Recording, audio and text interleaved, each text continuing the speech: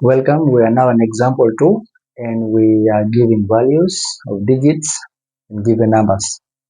So example 2 says write down the values of each, write down the values, write the values of the digits in the following numbers, and the first number is A is just 237. So for 237, 237, we start by giving the place values. This is ones, this is for tens, and then this is for hundreds.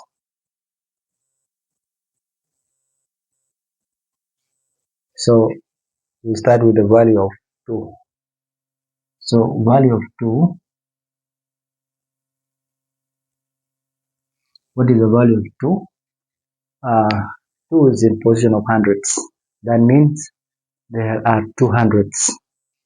Or simply 100 plus 100 gives you 200. So the value of 2 is 200. And then we go to the value of 3. 3 is in position of tens. There are 3 tens.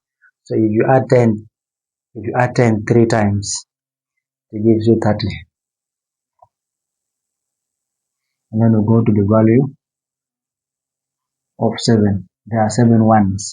So you add 1 7 times. 1 plus 1 plus 1 until there are 7.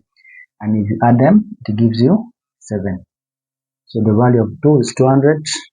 The value of 3 is 30. And the value of 7 is 7. Then example B, 60 to 8.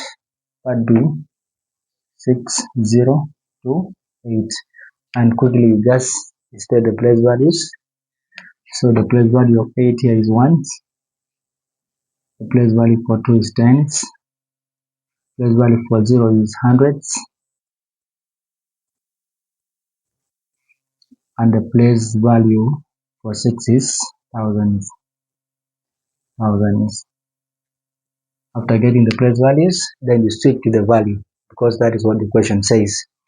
So we start with the value of 6. How many thousands are there? There are 6 thousands. So you add 1,000 6 times. 1,000 plus 1,000 plus thousands until that's 6, and that will give you 6,000. Or simply you can just say 1,000 times 6 gives you 6,000. How about the value of 0? 0. Now here there are 0 hundreds, or hundreds do not exist. So if you say 0 times hundreds, it gives you 0.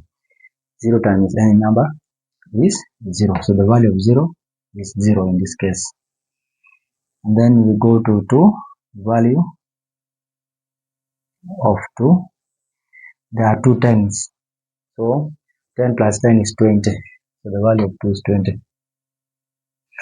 And then we go to the value of 8. There are 8 ones. So if you add 1 8 times, it gives you 8. Or if you multiply 8 by 1, it also gives you 8. So the value of 8 is also 8.